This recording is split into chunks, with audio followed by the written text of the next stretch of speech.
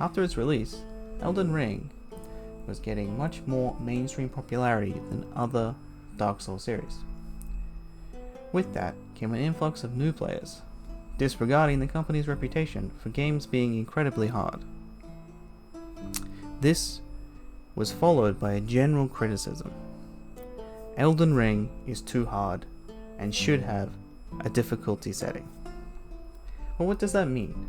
In this video, I'm going to break down my thoughts on this topic.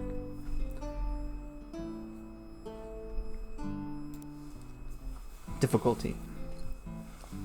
The first big issue with this idea is there is no shared universal scale of difficulty across games.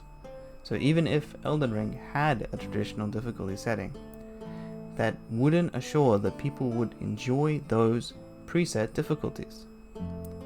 Depending on what is hard about the game to that particular player, an easy setting in Elden Ring might still be too hard for people critical of the game, thus not solving the problem and forever pushing the game easier and easier to appeal to a larger audience.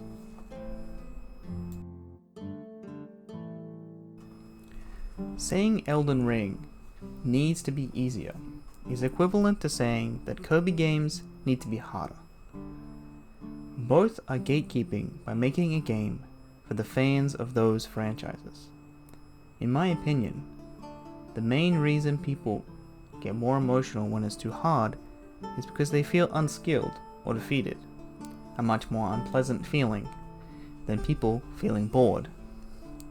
Breath of the Wild doesn't have a difficulty setting, just like Elden Ring.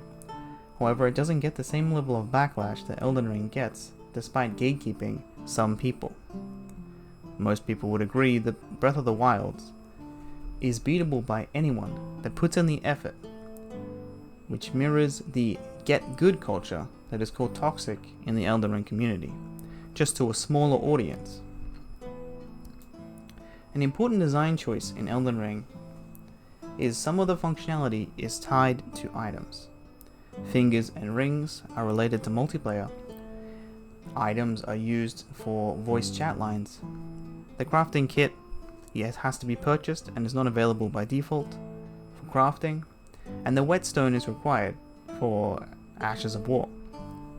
If you miss any of these core items of the game, these elements are not usable. Following this mindset, the Soulborn community then has suggested that there is already a difficulty setting in the game using summons, the rune modification items, and the rune saving items, which further enforces my previous point. Even if Elden Ring had a traditional setting, that wouldn't ensure that people would enjoy those preset difficulties. This also gives the player more agency, as they can discover and learn the best way to make the game easier instead of just clicking the difficulty button. Video games are art. Some people might disagree, but I believe that video games are an art form and thus have a subjective value. I believe that difficulty is an artistic choice because it gives weight to the world and other elements, including the story. You're not the chosen one from legend. You're a lonely, maidenless, tarnished. And everyone reminds you of that at every turn. The world is unforgiving, and the combat is too. If you are cutting through enemies like they were water, that feeling and weight will be lost. It is quite certain that if no adequate importance is attached to a human duty, then a profound fatalism and hopelessness, instead of hopefulness, will be attached to human effort. That's a quote by Carl Sagan. I think this quote really sums up the value of this design choice, as it attaches a value to your hard work and effort. Bosses in every game are respected and remembered because they are hard. When a boss is easy, people generally forget that boss.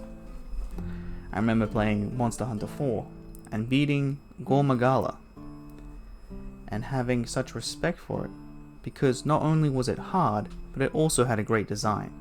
leaving a strong impact on my gaming experience.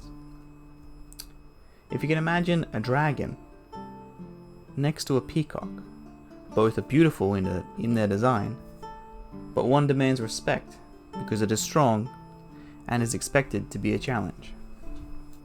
Story. You can criticize art and artists, but if that artist already has a portfolio and fans of that portfolio, criticizing them across artists and genres is not valid. For example, criticizing a Picasso for not being like a Klimt is pretty pointless. I think it would be fair to say, if Cubism was more like a traditional oil painting, then it would be more accessible. But then, Cubism probably wouldn't exist. Story.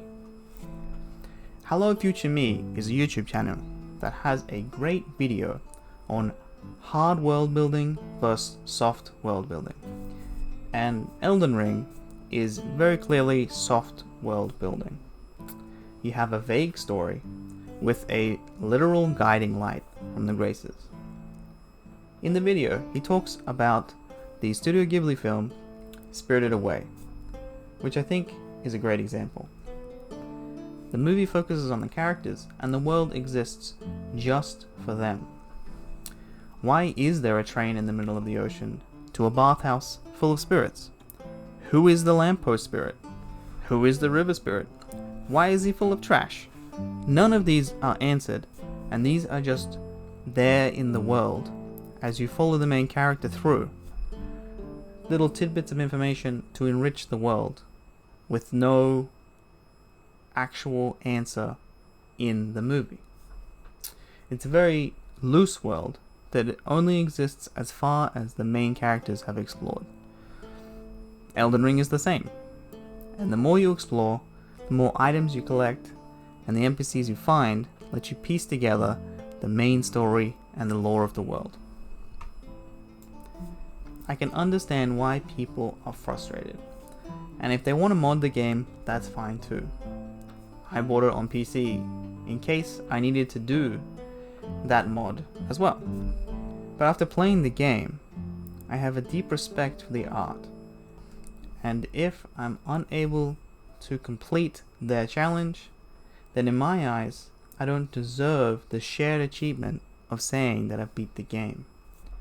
Not beating a game is okay.